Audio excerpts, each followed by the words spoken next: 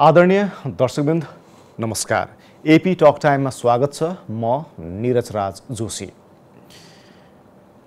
स्थानीय तहको निर्वाचनको मत परिणाम सकिएसँगै दलहरूभित्र आन्तरिक छलफल र अन्तर्क्रियाहरू पनि चलिरहेका छन्। विशेष गरी सत्ता गठबन्धनमा रहेका दलहरूले यो निर्वाचनमा राम्रो पर्फर्मेन्स गरेको बताइरहँदा प्रतिपक्षमा रहेको दल नेकपा एमाले जुन अपेक्षा स्थानीय तहको निर्वाचनबाट गरेको थियो समग्रतामा त्यो अपेक्षा अनुसारको परिणाम निकाल्न नसकेको एक किसिमको विश्लेषण भइरहेको छ। यद्यपि पार्टीको कमिटीगत रूपमा आधिकारिक धारणा यस विषयमा सार्वजनिक भएका छैनन्, तर नेताहरूले सार्वजनिक मञ्चमा र सञ्चार माध्यममा व्यक्त गरिरहेका अभिव्यक्ति र टीका टिप्पणीले यस किसिमको विश्लेषण पार्टीभित्र र नेताहरू बीच भइरहेको प्रष्टै भएको छ।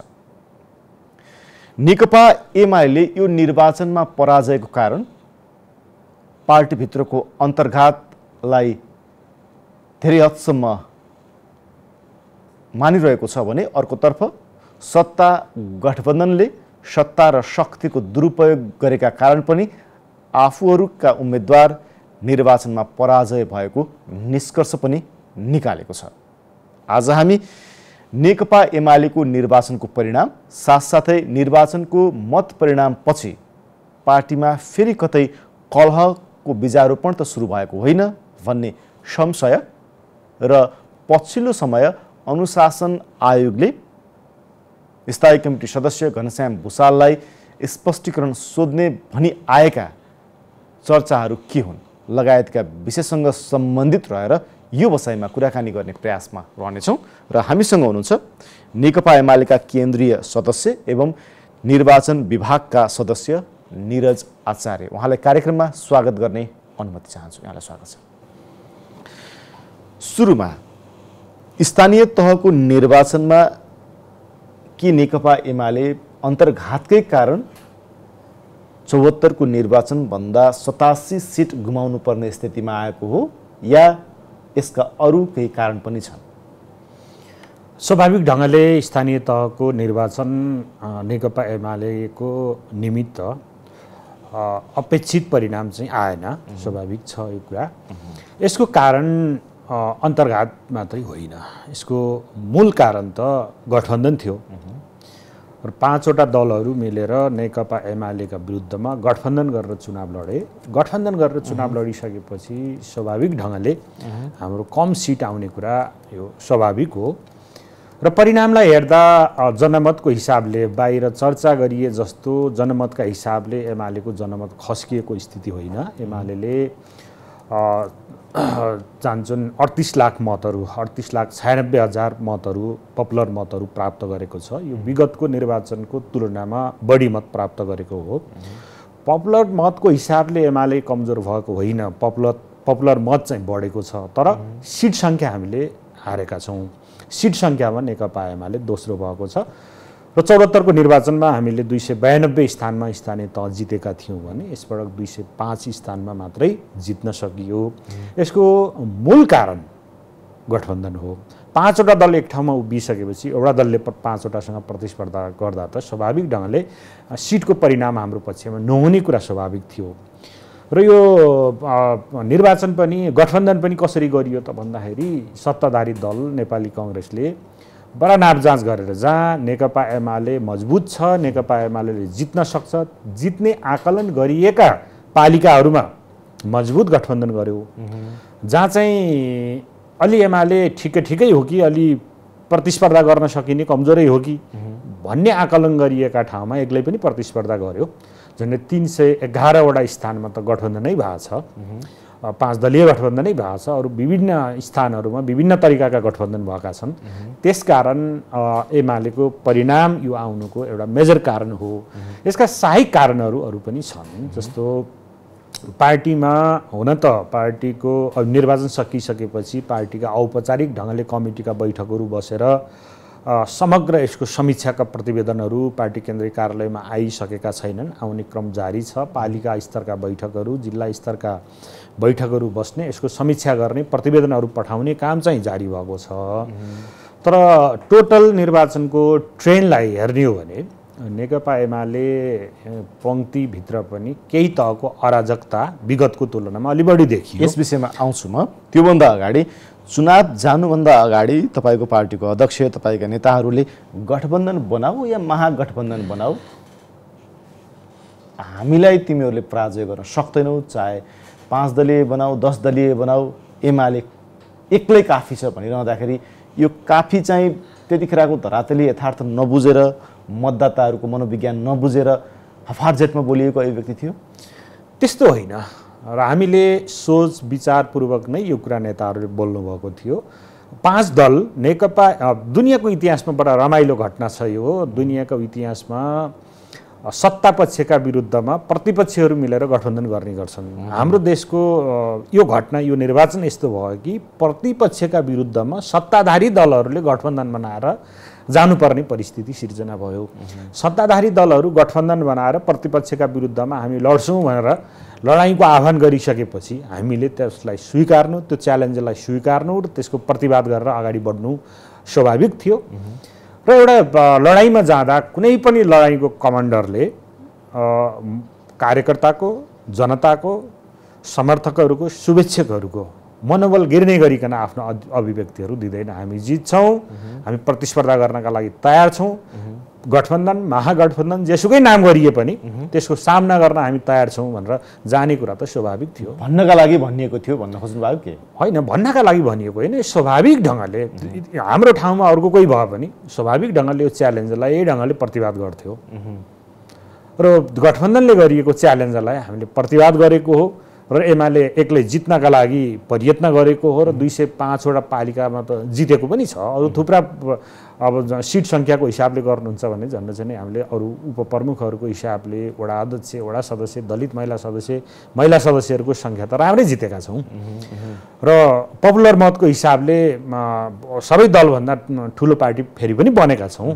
यो च्यालेन्जलाई त हामीले सामना गरेरै अगाडि बढेको हो। अब अघि तपाईँले अन्तर्घातको विषय उब्काउँदै हुनुहुन्थ्यो। अन्तर्घातको विषय तपाईँहरूको निष्कर्ष हो या पराजित उम्मेदवारले तपाईँहरूलाई गरेको रिपोर्टिङका आधारमा गरिएको निष्कर्ष हो? यो चाहिँ समग्रमा प्रतिवेदनहरू आउन बाँकी छ र यसको समीक्षा एकैपटक धुरीमा गर्ने भन्दा पनि ग्रासरुटबाट यसको वस्तुनिष्ठ समीक्षा आउन जरुरी छ। हामी किन पराजित भयौँ त? एउटा मेजर कारण त गठबन्धन भइहाल्यो, त्यसका अरू सहायक कारणहरू पनि छन् जो फिल्डमा प्रकट भएका छन्। ती प्रकट भएका कारणहरू किन भए भन्ने कुराको वस्तुनिष्ठ समीक्षा ग्रासरुटबाटै आउनुपर्छ। जुन बुथमा निर्वाचन भयो, जुन वडामा निर्वाचन भयो, जुन पालिकामा निर्वाचन भयो, त्यहाँबाट आउने रिपोर्ट नै वस्तुनिष्ठ हुन्छ। यो धुरीमा बसेर गरिएको विश्लेषण मेल नखान सक्छ। त्यसकारण तलका प्रतिवेदनहरू आउन्, तलको समीक्षाहरू वस्तुनिष्ठ ढङ्गले आओस् भन्ने हामीले चाहिरहेका छौँ र ट्रेनहरूलाई मात्रै हामीले हेर्ने हो भने केही त्यस्ता समस्याहरू देखिएका छन् जो प्रवृत्तिगत ढङ्गले देखिए। एकाध ठाउँको घटना मात्र होइन, समग्रमा हेर्नुभयो भने पार्टीमा स्वेच्छाचारिता बढेको, कार्यकर्ता पङ्क्तिमा नेतामा अराजकता विगतको तुलनामा बढेको र व्यक्ति केन्द्रित स्वच्छन्दता बढेको र यो आत्मकेन्द्रित व्यक्तिवाद अलि बढ्ता हाबी भएको, मेरा लागि भन्ने चिज अलि बढ्ता प्रकट भएको हामीले निर्वाचनको ट्रेन्डलाई हेर्दा कार्यकर्ता पङ्क्तिमा त्यो देख्यौँ र नेकपा एमालेका लागि यो चाहिँ चिन्ताको विषय हो। यसलाई अब यो प्रवृत्तिलाई पात्र खोज्दै गयौँ भने यसको समाधान निकाल्न सकिँदैन। पात्रहरू तल कसले अन्तर्घात गर्यो होला भनेर अन्तर्घातीहरूलाई ट्रेस गर्दै खोज्दै गइयो भने यसको निष्कर्षमा पुग्न सकिँदैन। उसले उसलाई डाम्ने, उसले उसलाई डाम्ने, यो प्रक्रियामा गयो भने यो अन्तर्घात गर्ने, गराउने, डामिनेको अनन्त श्रृङ्खला यो जारी रहन्छ। त्यसले गर्दा यो निष्कर्षमा पुग्न सकिँदैन। यसलाई टुङ्ग्याउने कसरी हो भन्दाखेरि यो प्रवृत्तिमाथि जुन मैले अघि चर्चा गरेँ, यो प्रवृत्तिमाथि हामीले कठोरतापूर्वक समीक्षा गर्नुपर्छ र मेरा लागि भए हुन्छ, नत्र हुँदैन। भन्ने कुरा चाहिँ जुन अन्तर्गतको कुरा आयो नि, तपाईँले जिल्लागत रूपमा या पालिकागत स्तरबाट प्रतिवेदनहरू नआउँदै शीर्ष नेतृत्व, अघि तपाईँकै शब्द सापटले नि हो भने धुरीबाट यस किसिमको विश्लेषण र यस किसिमको निष्कर्ष निकालिदिनु पार्टीका लागि अन्तर्घातभन्दा ठुलो घात हो कि फेरि सङ्गठनका लागि?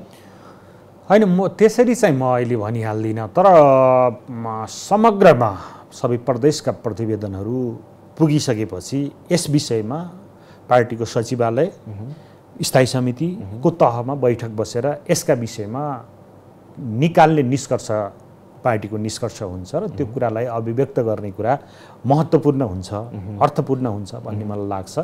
लिडरहरूले खास खास ठाउँका घटनालाई बिम्ब बनाएर यस्ता प्रतिक्रियाहरू दिनुभएको होला। यस्ता घटनाहरू कतिपय ठाउँमा घटेका पनि छन्। यति दिन बितिसक्दा पनि तपाईँहरूले स्थायी कमिटीको बैठक औपचारिक रूपमा डाक्न सक्नु भएको छैन, कारण के? यसको कारण प्रतिवेदनहरू पर्खेको, निर्वाचनको सम्पूर्ण परिणामलाई पनि आउन दिने र प्रदेश स्तरका प्रतिवेदनहरू पनि आउन दिने, जिल्ला तलका सबै प्रतिवेदनहरू आयो भने ती प्रतिवेदनहरूमा उभिएर समीक्षा गर्न, यसका बारेमा निष्कर्ष निकाल्न सजिलो हुन्छ भनेर नै ढिलो गरेको। कि सचिवालय र स्थायी कमिटीमा रहेका सदस्यहरू एकदम अहिले एकले अर्कालाई सकाउने भन्ने खालका जुन पालिकागत निर्वाचनका परिणामहरूलाई देखिएको छ, 10औं 11औं महाधिवेशनलाई केन्द्रित गरेर यस किसिमको गतिविधिहरू भएको भनिँदैछ, बाहिर विश्लेषण आइरहेका छन्। यस मानेमा स्थायी कमिटीको बैठक तात्तातै बोलाइयो भने त्यहाँ घम्साघम्सी हुन्छ र यसलाई अलिकति बाहिरै मत्थर पारेर त्यसपछि स्थायी कमिटीको बैठक बोलाउने यो रणनीतिका साथ एमाले रहेको छ या एमालेको नेतृत्व रहेको छ या नेतृत्व गण रहेको छ भनेर रहँदाखेरि यो अतियुक्ति हुन्छ या सही विश्लेषण हुन्छ? त्यो चाहिँ सही विश्लेषण होइन। सही विश्लेषण के हो त भन्दाखेरि नेकपा एमाले त एउटा संस्थागत पार्टी हो र सङ्गठनात्मक जीवनमा अरू राजनीतिक पार्टीहरूको तुलनामा आफ्नो सङ्गठनको संरचनालाई व्यवस्थित ढङ्गले सञ्चालन गरेको पार्टी हो। त्यसो भएको हुनाले यसको समीक्षा यो चुनावले पारेका सकारात्मक नकारात्मक प्रभावहरूका सन्दर्भमा वस्तुनिष्ठ ढङ्गले नै यसको समीक्षा गर्नुपर्छ भन्ने कोणबाट नै हेरिएको हो र तलका प्रतिवेदनहरूलाई हेरिएको हो। जे अन्तर्घात यो 11औं महाधिवेशनलाई ध्यान दिएर अथवा नेता विशेषलाई कसलाई खुइल्याउने या कसलाई स्थापित गर्ने भन्ने कोणबाट यो विश्लेषण गर्नु निरर्थक छ। र हामीले यो जुन मैले अघि चर्चा गरेँ प्रवृत्तिगत ढङ्गले देखिएका जे समस्याहरू छन्, यी व्यक्तिमा गएर यसको समाधान हुन सक्दैन। यसको सम्पूर्ण जे घटनाहरू घटे, जे परिणामहरू आए, यसका दुष्परिणामहरू जे आए, सकारात्मक परिणाम पनि जे आए, यसको गुण दोष सबै पार्टीले, यसको नेतृत्वले यसका गुण र दोषहरूको जिम्मा त स्वाभाविक लिन्छ। औपचारिक बैठक आह्वान नगरिदिँदाखेरि तपाईँहरूका पार्टीका नेताहरू सार्वजनिक मञ्चमा र सञ्चार माध्यममा गएर त्यो एक किसिमको पार्टीभित्रको त्यो स्थिति जुन तपाईँले विश्लेषण गर्दै हुनुहुन्छ त्यो ओकल्दैछन्। मैले भन्न खोजेको हामीले यो कुराहरूलाई एउटा संस्थागत प्रणाली मार्फत नै समाधान गर्न सक्छौँ। पार्टीमा जे समस्याहरू देखिएका छन्, जे अवस्थाहरू सिर्जना भयो, जे परिणामहरू हामीले भोग्यौँ, यसको राजनीतिक वैचारिक ढङ्गले नै यसको समाधान खोज्नुपर्छ। यसको समाधान व्यक्तिमा गएर, कुनै पात्रमा गएर यसको समाधान निस्कँदैन। यसको समाधान भनेको राजनीतिक वैचारिक ढङ्गले नै यसको समाधान खोज्नुपर्छ। त्यो पार्टी प्रणालीभित्रबाटै खोज्नुपर्छ।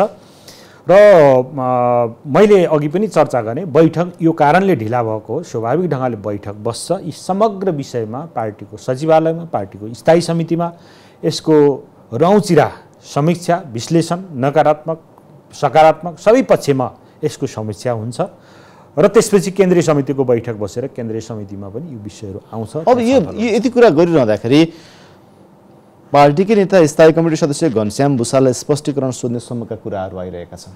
यसको कारण चाहिँ के? हिजोको 10 बुँदे पक्षधरहरू र पार्टीको जुन निर्वाचन परिणाम आयो त्यसपछि पार्टीभित्र अझ यो चिरा बाँकी नै छ। 10औं महाधिवेशनले तपाईँहरूलाई सम्पूर्णलाई एकै ठाउँमा घालगुल गर्यो भन्ने कुरा चाहिँ प्रष्ट भएन कि त्यतिखेर अलि बढी उत्तेजित भएर त्यतिखेर विश्लेषण गरिएको थियो? होइन, यसलाई चाहिँ दुईटा कोणबाट हेर्नुपर्छ। एउटा 10 बुँदेको जुन चर्चा छ, आज हामी 10 बुँदे होइनौँ। 10 बुँदा जति बेला सर्वोच्च अदालतको फैसलाले नेकपाभित्रको अन्तर्विरोधकै सन्दर्भमा नेकपाका घटकहरू अदालत र मुद्दा मामिलाको प्रक्रियामा गए र अदालतले एउटा फैसला गर्यो कि पूर्व अवस्थामा फर्काइदियो, नेकपा विघटन गरिदियो। पूर्व अवस्थामा नेकपा फर्किसकेपछि एमालेको ठाउँमा माओवादीको ठाउँमा रहनुपर्ने स्थिति आयो। त्यो सन्दर्भमा कहाँ उभिएर एमाले अगाडि बढ्ने भन्ने सन्दर्भमा उत्पन्न भएका विवादहरूको निरूपण गर्ने सन्दर्भमा 10 बुँदे एउटा समझदारी गरेर अगाडि बढ्ने कुरा गरिएको हो। 10 बुँदा त्योसँग सम्बन्धित 10 बुँदेमा रहेका सेप्ने र सेपाउने काम अहिले पनि जारी छ भन्दैछ नि त एमालेमा। मैले भन्दैछु आज हामी 10औं महाधिवेशनमा आइसकेपछि 10औं महाधिवेशन गुजारेर आइसकेपछि 10 बुँदा र 10 बुँदेको सान्दर्भिकता नै सकियो। 10औं महाधिवेशनपछि त त्यो 10 बुँदाको कुनै औचित्य र सान्दर्भिकता नै सकिसकेपछि अब त्यो 10 बुँदासँग सम्बन्धित भएर त्यसका बारेमा विश्लेषण गर्नु टिप्पणी गर्नुको कुनै अर्थ छ जस्तो मलाई लाग्दैन र कसैले त्यसलाई बिम्ब बनाएर त्यसका बारेमा एमाले भित्र अझै पनि विवाद झिक्न सकिन्छ कि एमाले भित्र धुरीहरू खडा गर्न सकिन्छ कि भनेर त्यो कोणबाट कसैले चर्चा गर्न खोजेका हुन् भने त्यो गलत हो र त्यसको कुनै औचित्य छैन भन्ने लाग्छ। आज त्यो 10 बुँदेको कुनै भनेपछि घनश्याम भुषाललाई स्पष्टीकरण सोध्ने भन्ने विषय चाहिँ के हो? पहिलो सन्दर्भ। दोस्रो चाहिँ स्थायी समितिको सदस्य घनश्याम भुषाललाई स्पष्टीकरण सोध्ने या कारबाहीको सिफारिस गर्ने अनुशासन आयोगमा छलफल भयो, निर्णय गर्यो भनेर मैले पनि अखबारमा सुने, अखबारमा मैले पढेँ। तर कुन विषयलाई लिएर उहाँलाई स्पष्टीकरण सोध्ने कुरा गरेको हो या चाहिँ कारबाही गर्ने कुरा गरेको हो भन्ने सन्दर्भमा यो चाहिँ पार्टी कमिटीमा यो कुरा आएको छैन। अनुशासन आयोगमा यो कुरा उठ्यो होला, अनुशासन आयोगले पार्टीको सचिवालयमा पेश गर्ला, पार्टीको सचिवालयमा छलफलको विषय बन्ला, स्थायी समितिमा छलफलको विषय बन्ला र एमाले भित्रमा त्यसपछि मात्रै यो कसरी जाने, विषय के हो भन्ने चिज त्यहाँ चाहिँ खुल्ला। त्यसो भएको हुनाले त्यो विषयमा आफूले पनि नहेरेको हुनाले अखबारमा आएका समाचारकै आधारमा यही हो कुरा भनेर छिटै विश्लेषण गरिहाल्नु त्यति सान्दर्भिक नहोला भन्ने लाग्छ र विषयवस्तुहरू आयो भने अब के हो भन्ने कुरा प्रकट होला। एक दोस्रो कुरा चाहिँ अब नेकपा एमालेमा आज जे समस्याहरू, निर्वाचन परिणाम र त्यसपछिका क्रिया प्रतिक्रियाहरू जुन ढङ्गले प्रकट भइरहेका छन्, यो मैले अघि पनि चर्चा गरेँ। एउटा व्यक्तिमा गएर यसको समाधान निस्कँदैन, यसलाई समग्र राजनीतिक रूपले हेर्नुपर्छ र हाम्रो पार्टी सञ्चालनको विधि प्रक्रियामाथि गएर हेर्नुपर्ने हुन्छ र पात्रमा होइन, टोटल प्रवृत्तिलाई निरुत्साहित गर्ने, पार्टीलाई अझ एकताबद्ध गर्ने, पार्टीमा हार्दिकता कायम गर्ने र अगाडिका लडाइँहरू लड्ने चुनौती हामीसँग बाँकी छ। त्यसो भएको हुनाले यो खास व्यक्तिमा यो आज परिणाम आउनुको कारण घनश्याम भुषाल या अरू कुनै पार्टीको सदस्यले टेलिभिजनमा, पत्रिकामा, अनलाइनमा अन्तर्वार्ता दिएका कारणले यो परिणाम त आएको होइन। अब नि यसो भनिरहँदाखेरि तपाईँहरूको स्थानीय तहको निर्वाचनको जुन मत परिणाम आयो त्यस आधारमा तपाईँहरू त सङ्घ र प्रदेशको निर्वाचनमा त एक्लै लड्यो भने झन् धुलिसात हुने स्थिति रहेछ है त्यसो भने? धुलिसात चाहिँ नेकपा एमाले हुँदैन। नेकपा एमालेलाई धुलिसात पार्नकै लागि क्लिन स्विपै गर्ने उहाँहरूको गठबन्धन जो गरेर अगाडि बढ्नु भएको छ, गठबन्धन गरेका दलहरूको उद्देश्य त नेकपा एमालेलाई क्लिन स्विप गर्ने भनेर गरे हो नि, तर सक्नु भएन, क्लिन स्विप भएन। नहुनुको कारण नेकपा एमाले जनताका बिचमा स्थापित छ, नेकपा एमालेको सङ्गठन मजबुत छ, जनताको नेकपा एमाले प्रतिको विश्वास कायम छ भन्ने कुरा त यो निर्वाचनले पनि प्रकट गर्यो। त्यसकारण धुलिसात चाहिँ पार्न सक्दैन। गठबन्धनै गरेर गए स्वाभाविक ढङ्गले बढी सिट जित्ला नि, त्योभन्दा ठुलो कुरा अरू केही हुँदैन। भनेपछि अब पनि नेकपा एमाले वाम गठबन्धनको लागि तयार नभएकै हो कि नेकपामा हुनुहुन्छ तपाईँहरू? होइन, नेकपा एमाले वाम गठबन्धनका लागि तयार छ। नेकपा एमाले नेपालको कम्युनिस्ट आन्दोलनको मूल प्रवाह हो। नेकपा एमाले मूल प्रवाह हो भन्ने कुरा यसको इतिहासले, यसको एजेन्डाले, यसको पहल कदमीले नै नेकपा एमाले मूल प्रवाह हो। जनमतको हिसाबले पनि नेकपा एमाले कम्युनिस्ट आन्दोलनको मूल प्रवाह हो भन्ने कुरा स्थापित छ। मूल प्रवाह हुनुको नाताले, मूल धुरी हुनुको नाताले नेकपा एमाले पहलै नगर्ने भन्ने कुरा भएन, पहल गर्छ। तर वाम गठबन्धन गर्नका लागि जसले आफूलाई वामपन्थी भन्छन्, आफूलाई वामपन्थी भन्नेहरूले दक्षिण पन्थको भारी बोक्न छोड्दैनन्, आफ्नो जमिनमा टेक्दैनन्। दक्षिणपन्थीको भारी बोक्ने दक्षिणपन्थ टाउकामा राखेर बोकेर हिँड्ने अनि वामपन्थको गीत गाइरहने, आफ्नो धरातलमा कहिल्यै पनि नटेक्ने, दक्षिणपन्थसँग घाँटी जोडेर भागभण्डामा रमाउने, यो नसाबाट ती वामपन्थ भन्ने साथीहरू नउत्रिउन्जेलसम्म र आफ्नो जमिनमा नटेकुन्जेलसम्म वामपन्थी भनेर एकता हुने सम्भावना कम छ। तपाईहरूले उनीहरूलाई बोरामा बाँधेर भिरबाट लडाइदिँदाखेरि उनीहरूले त हाँगो त समात्ने भयो नि। नेकपा एमाले भिरबाट बाँधेर बोरामा हालेर खसालेको स्थिति होइन। यो त घटनामा तथ्यमा गएर हेऱ्यौँ भने त्यस्तो स्थिति देखिँदैन। र जसले अहिले कङ्ग्रेसको नेतृत्वमा अगाडि बढिरहनु भएको छ कतिपय दलहरू, उहाँहरूले नै यो बाटो रोज्नु भएको हो। हुँदा खाँदाको कम्युनिस्ट पार्टीको सरकार गिराउने, अविश्वास ल्याउने, गिराउने र अदालतमा मुद्दा हाल्ने र कङ्ग्रेसको नेतृत्वमा सरकार बनाएर जाने काम त उहाँहरूले अगुवाई गरे हो नि। एमाले त बोरामा हालेर त्यहाँ लगेर बोरामा हालेर चुत्न थालेपछि उहाँहरू पुग्ने वातावरण बन्न खोजेको भनिएको छ नि त। त्यो चुटेको स्थिति होइन। यी तथ्यलाई, घटनालाई हामीले हाम्रा अगाडि राखेर यसको विश्लेषण गऱ्यौँ भने कुनै बिन्दुबाट पनि त्यस्तो स्थिति देखिँदैन। उहाँहरूमाथि भएको आत्मकेन्द्रित व्यक्तिवाद, खुन्ठा र पदप्रतिको लालसाले यो घटनामा चाँडै पुर्याएको हो।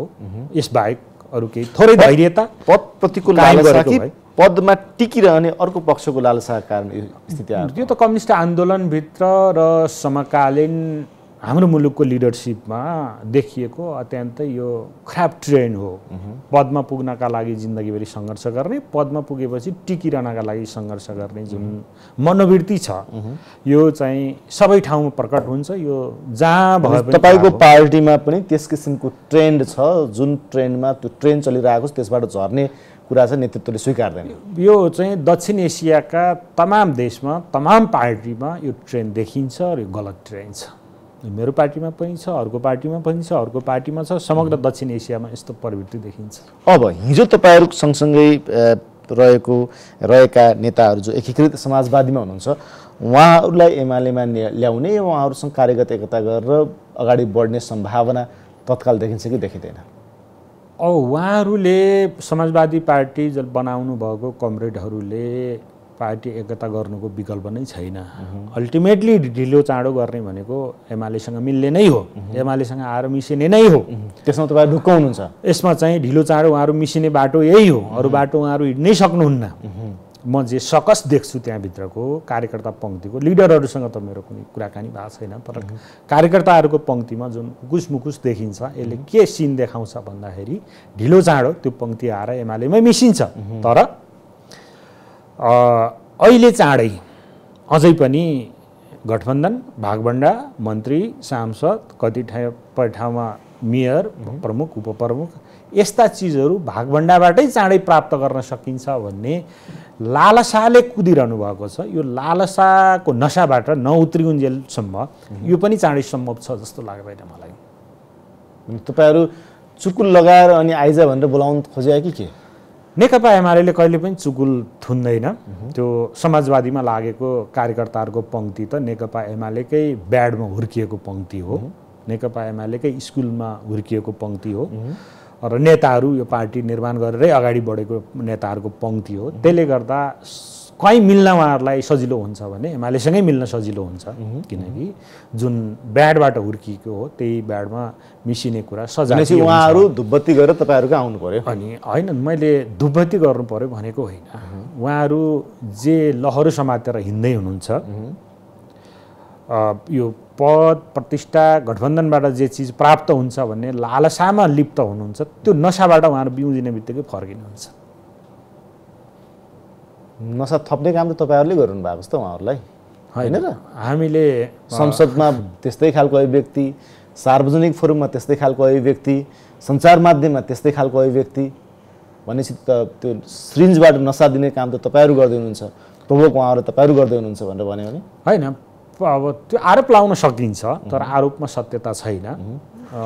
पार्टीमा फर्किने, पार्टीमा एकता गर्ने, अगाडि बढ्ने कुरामा एमाले आफ्नो ढोका खुला राख्छ, तर गरिएका कमी कमजोरीहरूको समीक्षा त हुनु पर्यो नि। कमजोरीहरूको समीक्षा गर्ने, गल्तीलाई सुधार्ने, गल्तीलाई सच्याउने, फेरि मिलेर अगाडि बढ्ने बाटो छ। त्यो दुवै पार्टीमा कि एउटा मात्रै? त्यो त सबैले गर्नु पर्ला, तर तत्काल चाहिँ म त्यो सम्भावना देख्दिनँ। अन्ततगत कालान्तरमा हुने चाहिँ यही हो। तर दुवै पार्टीको नेतृत्व परिवर्तन भएपछि अर्को पुस्तामा आएपछि मात्र त्यो सम्भावना तपाईँ देख्नुहुन्छ? अब नेतृत्वले पनि रियलाइजेसन गर्नु पर्यो, कार्यकर्ताहरूले पनि रियलाइजेसन गर्नु पर्यो। यो जुन नयाँ पार्टी बनाएर उहाँहरू अगाडि बढ्दै हुनुहुन्छ, यो एकजना साथीले अस्ति मलाई चर्चा गर्दै हुनुहुन्थ्यो, हामीले चाहिँ यो के अरे यो उसको नयाँ भर्सनको मेसिन, ल्यापटपहरू, कम्प्युटर चलाउन खोजेका हौँ, प्रोग्राम अब यो 22 उसको प्रोग्राम चलाउन खोजेका हौँ, तर चाहिँ 7औं भर्सनको 6औं भर्सनको कम्प्युटरमा हालेर यो चाहिँ चल्दो रहन्छ, गाह्रो हो भनेर सुनाउँदै हुनुहुन्थ्यो। यसले बिस्तारै रियलाइजेसन सुरु हुँदैछ। हस्, मैले तपाईँलाई रोकेँ। हाम्रो कार्यक्रममा आएर यति कुरा राख्नु, त्यसको लागि तपाईँलाई धन्यवाद। धन्यवाद। दर्शकवृन्द, उहाँ हुनुहुन्थ्यो नेकपा एमालेका केन्द्रीय सदस्य तथा नेकपा एमालेको निर्वाचन विभागका उपप्रमुख निरज आचार्य। आजको एपी टक टाइमको समय सकेको छ। बिदा दिनुहोस्। नमस्कार।